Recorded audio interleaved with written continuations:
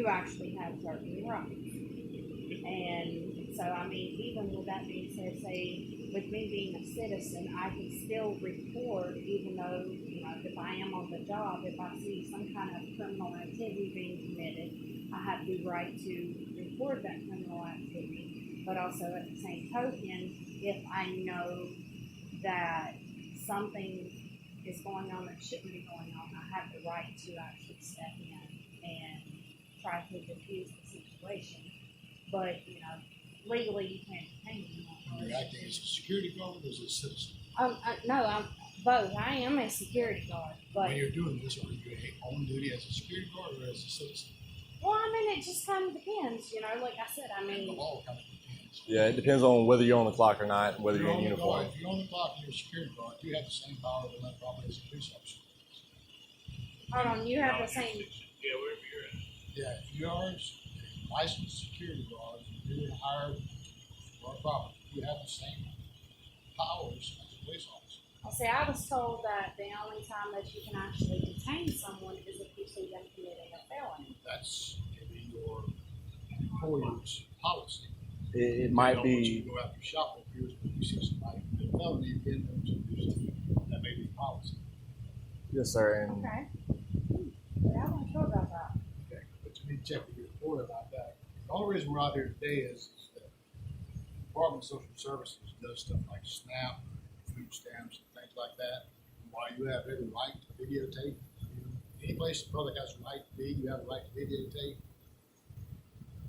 the only reason. Kind of like you to respect people's privacy. Some people might be embarrassed if they pictures going all over Facebook And food stamps there's things like that. You wouldn't want something embarrassing about you posting on Facebook. Well, he was actually coming in to ask them But about there may something be else. other people coming in and out. Yes. You would, if you were out there to get government assistance and you're a proud person, maybe you don't want people to know you're on food stamps. I But you understand want that. your picture on Facebook.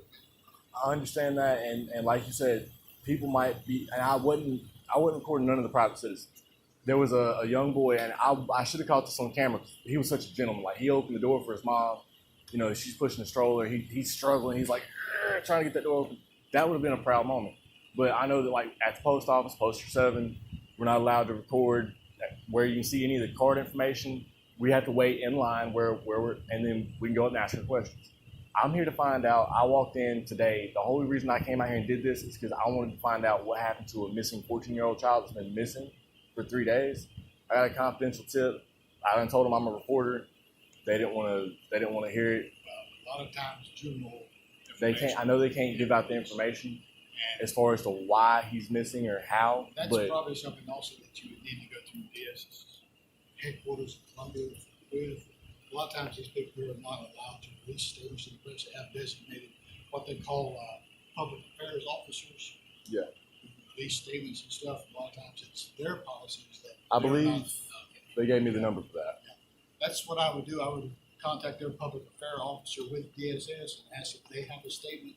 These people here are probably not authorized to release statements on behalf of DSS. Well, the director actually came out. The first woman was not the director, but the first woman came out. The second woman peeked her head out from behind the door. I'm assuming it was the supervisor. When the second woman came out the door, before the door swung shut, the director came out.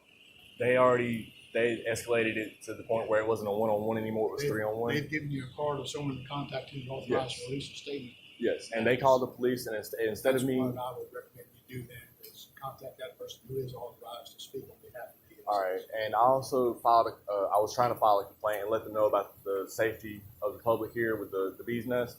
I know it's not their job, but it's their job to make sure the building is properly secured. You did point it out. I did point it out to the directors. Is this a city building or county building? It's Actually, county. It's owned by someone else now. Beach Street Center was purchased by someone else. That's why I was confused. So I did speak to the lady. I believe it's the same lady you spoke with. Had a conversation with her about it. She does understand at this point. I think her discomfort was the other people in the lobby that aren't aware of what can and can't take place that were uncomfortable. So she was just trying to address the situation based on their discomfort. That's what I told him. I said maybe some people might be receiving SNAP. They wouldn't. They might be embarrassed if they got out. They prefer not to. I understand that, and I get that fully. And I wasn't trying to record any of the confidential information. I know sometimes you have to give out your social and at the window. That's why when I seen people go up to the window, I was recording the posters, the walls. Well, we're public servants, and they're public servants, and you have a right to videotape them. Those individual civilians in there. Have no expected right to privacy in public. When you step out your front door in the public, Respect their right I did and I to do. not be embarrassed. I did and I do. But I'm just trying to. If they've given you a contact number who's authorized to speak on behalf of DSS, I would appreciate it if you That was just handle it my that way, okay? I will. And I appreciate you speaking with Not me. a problem, sir. I appreciate you. All right. And I was telling this guy did a great job. When he wasn't sure what to do, he called in for a supervisor. Well, And everyone knows now that as long as you're in the public, you have a right to videotape, and ain't nobody gonna give you a hard time about it. We just ask that you respect some people's privacy. and I was, if you wanted to ask some of the people in there, like I would, when there was somebody at the window, I would point the camera away. I try to do that, but I wasn't there to record their information. I was there to speak just to the public citizens, the public servants. And like I said, I understand what you're saying. I get that fully. See, we're not even, none of us are allowed to talk on behalf of the police department. The only person allowed to release a statement is the chief of police. So if you come to me, I would do the same thing they did and say, You gotta if speak you need a to. statement, you need to see the chief. They told you if you need a statement, you need to contact that person in that call. So that's what I recommend you do. Okay? Simply because their policy is they can't release statements. Yes, sir. I understand. All right, sir? Thank you. I appreciate Thank y'all you. being willing to explain things and talk to us about it. So we'll get Have out a here nice all day. day. And like I said, the only reason I was still here is because they called the police, and that would make me look like I was guilty of. No, listen, I get it. No problem. I'll take care. Well, It escalated really quickly. And I'm not going down that way. I'm gonna die. We appreciate y'all. Yes, sir. Thank y'all Thank for being you. polite. Thank you for not pulling your Enjoy the rest of guns, your hands day. on your guns, scaring people.